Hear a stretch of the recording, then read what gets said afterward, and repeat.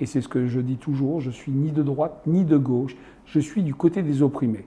Et je n'ai pas peur de soutenir des opprimés que d'autres que je soutiens oppriment.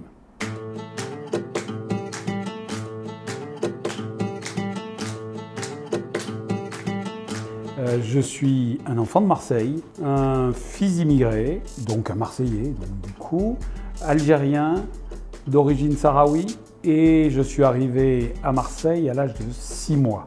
Et donc ça fait 59 ans, un petit peu plus de 59 ans que je suis arrivé à Marseille, et j'ai parcouru, comme tous les immigrés de la seconde génération, les mêmes parcours résidentiels. On est arrivé dans un bidonville, le bidonville de la Timone.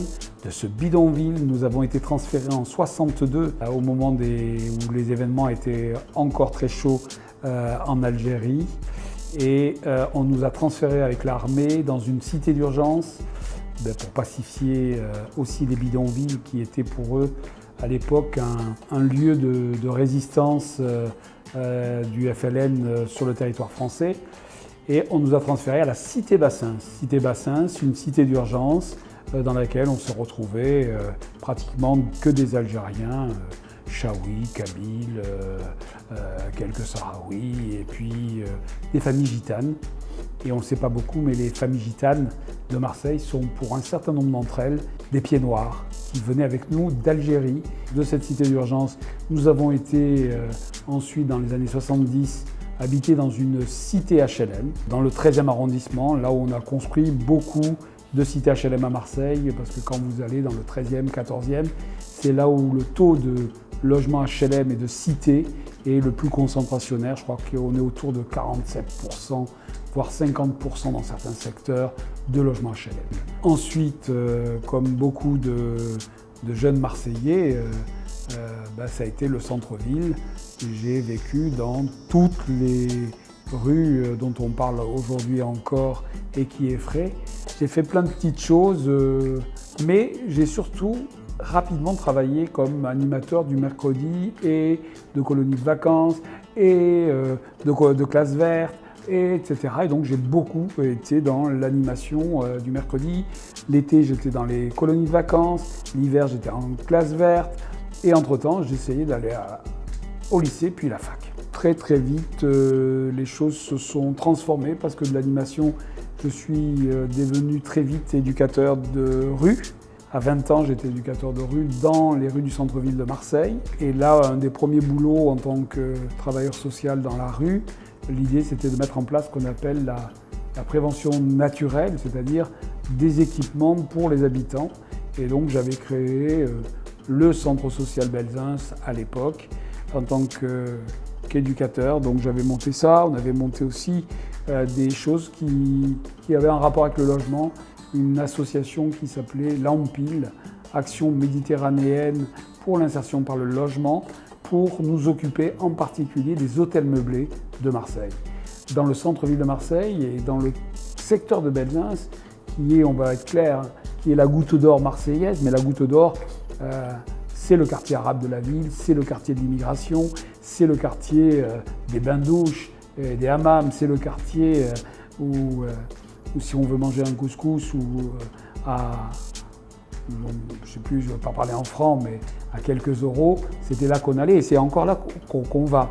Donc ce quartier-là, c'était le quartier où j'étais éducateur et donc je n'étais pas intéressé uniquement par la relation individuelle, par encadrer les gens, mais bien essayer de trouver des réponses aux problèmes sociaux des gens.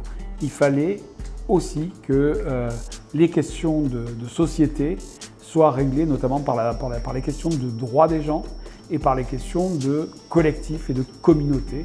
Et c'était pour moi très important d'être dans ce type d'équipement et dans ce type d'association. Déjà à l'époque, on cherchait à nettoyer le quartier. La ville avait lancé un grand mot d'ordre qui s'appelait « Reconquête du centre-ville ». Reconquête du centre-ville, ça voulait dire clairement allez, on va nettoyer ce quartier, on va reléguer les pauvres, et là les pauvres et les étrangers et les maghrébins de ce quartier-là. Ils ont eu beaucoup de mal puisque la ville est un peu particulière. Donc voilà mon activité principale pendant jusqu'au milieu des années, jusqu'en 80, où en 82, je m'en vais un petit peu à Lyon, je travaille dans une association lyonnaise quelques mois et puis je reviens à Aix-en-Provence où je suis directeur d'un centre social et bon, pendant 18 mois. Puis je reviens au centre social que j'avais créé initialement comme directeur cette fois-ci du centre social qui avait beaucoup de difficultés économiques. J'ai pas été payé pendant pratiquement une année, j'avais pas de salaire et pour me payer mon salaire, je bossais comme encadrant d'une équipe d'enquêteurs pour une étude sur les hôtels meublés que je connaissais bien. Voilà un petit peu la boucle qui explique comment je me suis retrouvé sur des questions de logement, des questions de Chibani, de vieux migrants, de solidarité, d'hôtels meublés. Voilà un petit peu comment ça s'est passé. Donc il y a eu plein d'expériences, ça a été une époque assez extraordinaire. C'est là où un certain nombre d'artistes pouvaient venir, qui étaient plutôt des artistes qui étaient dans l'alternative, qui étaient, bon, je me rappelle encore de l'arrivée de Jo Corbeau à Marseille, qui était là à côté du centre social. On n'avait pas loin une personnalité qui serait intéressante pour vous de contacter.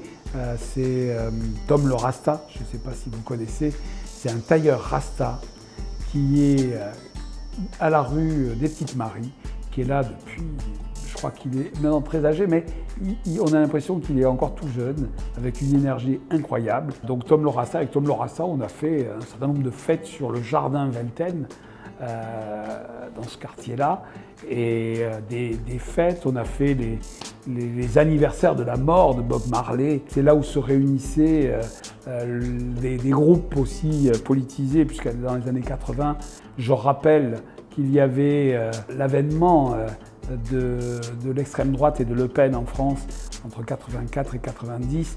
Merci Monsieur Mitterrand.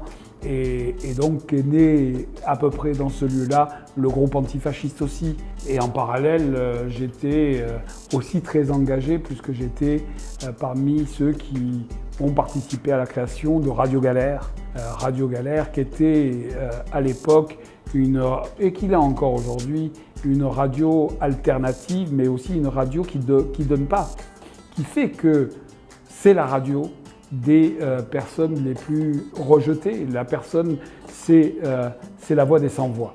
De droite ou de gauche n'a aucune importance pour moi.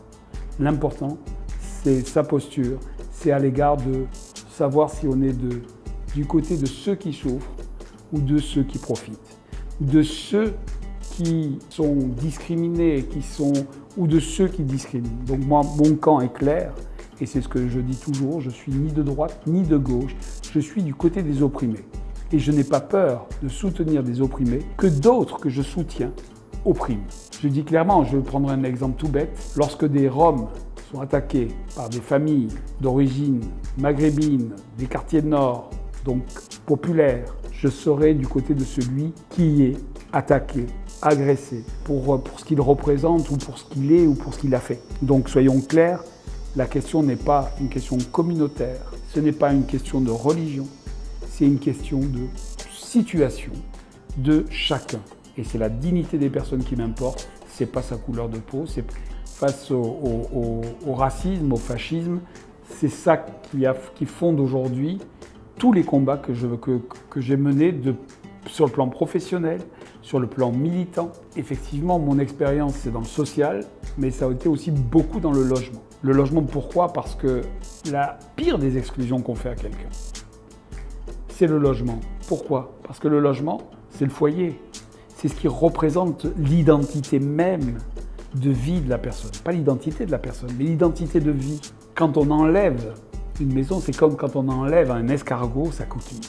C'est pas tellement les 4 murs d'une maison, c'est aussi tout ce qui peut permettre de vivre dignement et puis de pouvoir s'épanouir. C'est ça le logement. Et donc c'est déterminant. Le logement est devenu l'élément principal qui me permet finalement de militer à côté des ateliers recherche-logement, à côté des permanences contre les expulsions domiciliaires, à côté de tous ces dispositifs d'accompagnement social. il y a eu l'idée de créer des outils qui étaient quelquefois pour les habitants eux-mêmes ou quelquefois qui étaient plutôt des dispositifs alternatifs. J'ai fait ça jusqu'en 2006, parce qu'en 2004, je fais un premier infarctus, j'en fais un deuxième en 2005, et finalement, eu égard à mon état de santé, je décide de ne plus avoir à gérer moi-même, parce qu'en réalité, j'étais le directeur d'une agence immobilière, d'une association de promotion immobilière, d'une association d'accompagnement des familles. Du coup, j'ai fait le choix de postuler pour un poste de directeur régional de la Fondation Abbé Pierre, que je connaissais depuis le début puisque j'ai participé indirectement, mais j'ai participé dès le début à la création de cette fondation. Ce qui explique que j'ai été donc directeur en 2006 jusqu'en fin 2017 de cette fondation sur le plan régional, d'abord PACA Languedoc-Roussillon, puis ensuite que PACA, où j'ai eu plein d'expériences possibles et de soutien de plein d'activités sur la ville. C'est ce qui a fait en sorte que je puisse être en rapport avec beaucoup de personnalités, de personnes qui agissent au quotidien sans moyens. Pendant pratiquement 40 ans, je n'ai cessé de pousser des coups de gueule. Je pense à sensibiliser les gens, mais ça n'a pas vraiment changé ce qui se passe dans cette ville. La ville de Marseille, c'est le constat que j'en ai fait, n'a qu'une envie. Quand je dis la ville, je parle des élus. Ceux qui sont élus ont l'air d'être des gens qui ne rêvent que d'une chose, c'est de changer cette population. C'est de substituer la population de cette ville par une autre qui devrait arriver, qui serait, elle, plus européenne, plus blanche, plus riche, plus col blanc, plus... les cols bleus, on les a fait partir du port. Ça s'appelle ce qu'on fait, c'est des productions ludopédagogiques. Par exemple, juste sur le Monopoly.